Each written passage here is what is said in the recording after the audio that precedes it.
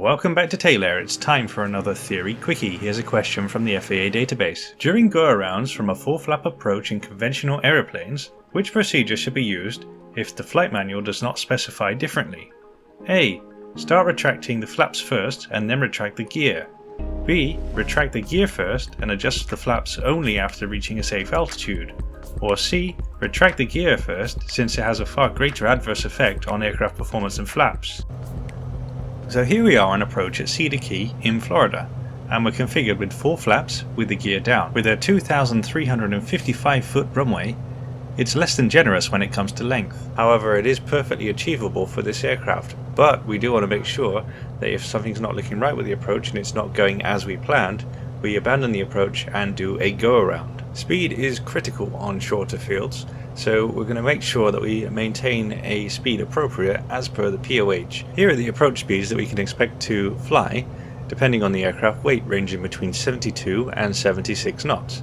So even if we call it 76 knots for the worst case scenario here, we definitely want to make sure that our speed is within this range and not too much higher, as a higher speed will increase our landing distance by quite a significant value. And as you can see here, our speed currently is around the 17.9 knot mark, which is perfectly appropriate for this point in the approach and not a cause for concern at all at this time. Here's a screenshot from the Beech Bonanza landing performance chart. This part of the chart allows the pilot to calculate landing distance while accounting for the obstacles to clear on the short final. You can see this allows for an obstruction of up to 50 feet. If we plan for crossing the threshold at 50 feet, we therefore can predict the amount of runway required for the landing and rollout. If we're above 50 feet at the threshold, we now have no published landing distance data and have no idea how much runway will be needed. Another reason to fly a go around and have a second attempt. So here we are over the threshold of the runway, and let's take a look at our situation. So the airspeed is about 84 knots, which is around 10 knots faster than we intended. Let's have a look at the altimeter. So that's reading 90 feet. Now the elevation at Cedar Key is 11 feet. Now assuming there's no error in the altimeter, which is unlikely, but let's assume that. We are therefore around 80 feet over the ground, which is 30 feet more than we intended to be. Therefore, we will have a longer landing distance due to the extra airspeed and the extra height. And if you have a look at the kind of situation out of the window, you can see that we are going to land pretty deep into this runway. So the safest option to avoid any further issues is obviously a go-around. So here's the procedure for the go-around. So it's full throttle and 2700 RPM.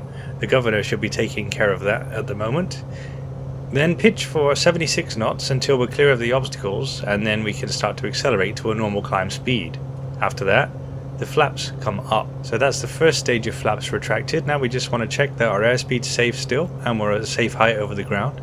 And now we can retract the final stage of flaps to flaps up. Now the flaps are retracted, we can confirm once again positive rate of climb, and now we can raise the landing gear.